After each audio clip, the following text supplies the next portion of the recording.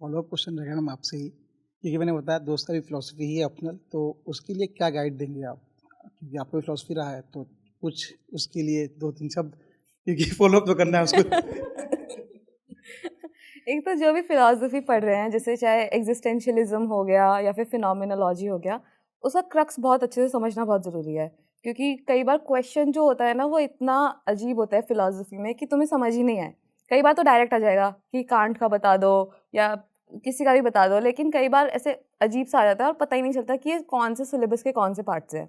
तो उसका क्रक्स बहुत अच्छे से समझे, और अगर वो समझ नहीं आ रहा ना, तो यूट्यूब में बहुत सारी वीडियोज़ होती हैं जो कि वो समझा देती है कि ये क्या चीज़ है।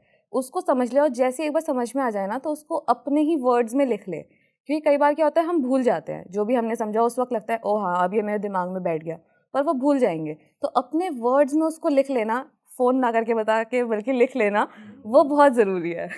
तो ये मैं बताऊंगी, ये हर एक फिलॉसफी के साथ करे। और एक और चीज़ कर सकते हैं कि उसको देख ले कि क्या वो ऐसे में लग सकता है।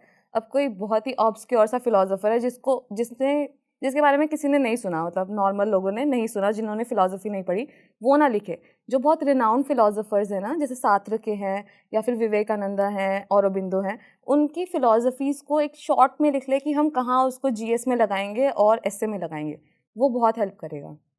सर मैम, मेरा ये सवाल है कि अपने आंसर्स में हम लोग जीएस का हो या ऑप्शनल हो, उसमें वैल्यू एडिशन कैसे करें? क्योंकि हर कोई वही बुक्स पढ़ रहा है पॉलिटिकली, लक्ष्मीकांत और जीसी लियोंग और ये सब। तो हम वैल्यू एडिशन कैसे करें कि हमारे आंसर्स में जो मार्क्स आए वो उनसे ज़्यादा आएँ?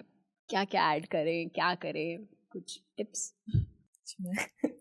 एक तो आई थिंक इंट्रोडक्शन में और कंक्लूजन में बहुत ज़्यादा फोकस करने की ज़रूरत है। जो क्वेश्चन पूछा गया है, पहले तो एग्जैक्टली समझना होगा कि वो क्या क्वेश्चन पूछा गया है, ठीक है। और उससे एग्जैक्ट, मतलब जो नंबर्स हैं, जो डेटा आता है, जैसे जीडीपी पे अगर क्वेश्चन पूछा है कि क्यों जीडीपी इस तरीके के स्लोप में जा रही है, तो कुछ आप उसमें दे पाए कि हाँ पिछले साल ये था, अभी ये है, और आगे की फॉरकास्ट ये है, ठीक है, तो क्यों है।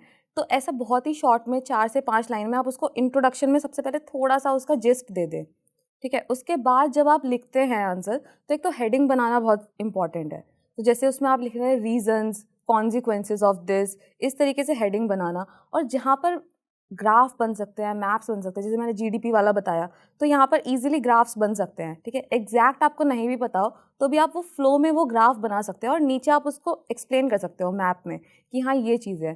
तो अगर आप क्वेश्चन से मिलती हुई चीज़ें ही लिखेंगे तो वो वैल्यू एडिशन लगेगा। इधर उधर की चीज़ें आप डालोगे तो वो वैल्यू एडिशन नहीं लगेगा।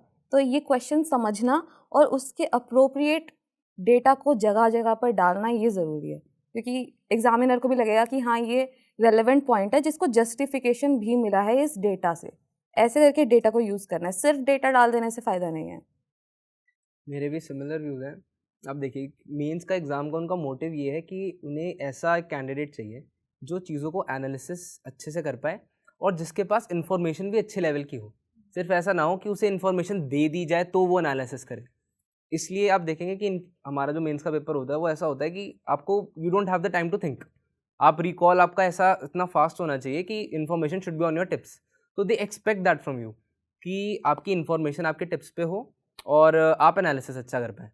अब आपको इन्हीं दोनों पॉइंट्स के अकॉर्डिंग अपना वैल्यू एडिशन बनाना है। फॉर एग्जांपल, आपका कोई भी क्वेश्चन है तो सबसे पहले तो जब आप उसकी डिमांड एड्रेस करेंगे, जैसे मैं आपने बताया कि वैल्यू एडिशन आपका ऐसा होना चाहिए जो उससे लिंक्ड हो। ऐसा ना हो कि पूछा कुछ, जैसे जीडीपी पे कोई क्वेश्चन है और आप जीडीपी पे कंपैरिजन दिखा दो इंडिया की जीडीपी और यूएसए की जीडीपी का, तो उसका कोई पॉइंट नहीं है। मतलब अगर जीडीपी ग्रोथ पे क्वेश्चन है तो इंडिया यूएसए की जीडीपी का कंपैरिजन दिखा के कुछ वो नहीं है। तो आपको इस पे वैल्यू एडिशन ऐसे रखने हैं जो आपके क्वेश्चन से रिलेटेड हो। और इसमें मैं एक चीज़ बोलूँगा, बेस्ट वे कि आप अपना दूसरों से बेटर वैल्यू एडिशन जो आप दे पाएंगे वो है करंट अफेयर्स। अगर आप करंट अफेयर्स से वैल्यू एडिशन उठा रहे हैं अपना, क्योंकि क्या है, करंट अफेयर्स सब पढ़ रहे हैं, बट एक दिन के न्यूज़पेपर में 100 न्यूज़ होती है, 150 न्यूज़ होती है पर डे। अब उसमें से कोई बंदा 2 चीज़ें याद कर रहा है, कोई और कुछ और 2 चीज़ें याद कर रहा है। तो आप अगर उसमें से कुछ अपने ऐसे पॉइंट्स उठा पाएँ कि भाई कुछ फॉर एग्जांपल कुछ न्यूज़ में आया कि किसी गांव में एक ये ऐसी इनिशिएटिव है जिसने यहाँ से लेके एक पर्टिकुलर इंडिकेटर को, एमएमआर को, इस बेटर कर दिया। तो आप ऐसा एग्जांपल्स उठा के ऐसे नोट्स बनाएंगे अपने, तो वो चीज़ आपकी करंट अफेयर्स में या जीएस के मेंस के आंसर्स में काफ़ी हेल्प करेगी। और एक दूसरी चीज़ जो मैंने पर्सनली ट्राई की थी वो थे कोट्स। मैंने कोट्स काफ़ी हद तक याद किए थे। और क्योंकि जनरली लोग कहते हैं GS4 और S7 लिखने होते हैं कोट्स, बट मैंने कोशिश की थी कि GS2, GS1, GS3 में भी जहाँ मैं लगा सकूँ वहाँ कोट्स भी लगाऊँ, कि थोड़ा उन्हें लगे कि भाई थोड़ा वेरिएशन वाली चीज़, जो आपने मेरे माइंड में भी यही थी कि सब डेटा डालेंगे, मैं भी डेटा डालूंगा तो अलग से कैसे होगा। और एक चीज़ और मैं इसमें बोलूँगा कि जो आप मेंस में, जो हम जैसे कोई सब हेडिंग बनाते हैं उसमें हम कोशिश करते हैं 3 या 4 पॉइंट्स हो, तो हर पॉइंट के साथ एक वैल्यूएडिशन देते हैं। लाइक कुछ आपने पॉइंट डाला, उसको सपोर्ट करते हुए कुछ डेटा, उसको सपोर्ट करते हुए कुछ फिलॉसफी, मतलब ये चीज़ वही है कि भाई अगर आपको टॉप 100 रैंक्स में आना है या कुछ टॉप रैंक चाहिए, तो ये चीज़ आप एक्स्ट्रा अपनी इन्फॉर्मेशन इकट्ठी करते रहेंगे साइड बाय साइड, और वो रूथलेसली याद करनी पड़ेगी आपको। क्योंकि जब मैं भी प्रिपरेशन स्टार्ट कर रहा था, मेरे माइंड में था कि डेटा कैसे याद होगा, ये कोर्स कौन याद करेगा। फिर एक ना लास्ट ईयर के रैंकर हैं, AIR 5 थी शायद, मयूर हज़ारिका, IAS है वो, तो उनका एक मैं इंटरव्यू देख रहा था, तो उसमें उन्होंने बताया उनके GS3 में काफ़ी अच्छे मार्क्स थे, पिछले साल भी ना लोगों के 90s अराउंड थे, उनके 100+ थे। तो इंटरव्यू में बता रहे थे कि मैंने 700-800 डेटा पॉइंट्स याद करे थे और इतने सारे ग्राफ्स याद करे थे। तो फिर मुझे लगा कि यार अगर रैंक 5 इतना कर रहा है ना, तो करना ही पड़ेगा, मतलब देयर इज़ नो चॉइस। अगर आप नहीं करोगे तो कोई कॉम्पिटिटर करेगा और उसके ज़्यादा बेटर रैंक आएगी। तो डेटा, फैक्ट्स, कोट्स, ये सब अच्छे से याद करना है, मतलब माइंड में लेके चलना है कि यू हैव टू बिकम वो इन्फॉर्मेशन पावर हाउस, कि किसी ने सामने से कुछ बोला और तुम 5 डेटा फेंक दो उसके ऊपर, मतलब माइंड में ये गोल लेके चलना है। ऑब्वियसली ये ऐसे पॉसिबल होना काफ़ी टफ होता है, बट गोल इस तरीके से लेके चलना है, तब you can differentiate your main answer copy.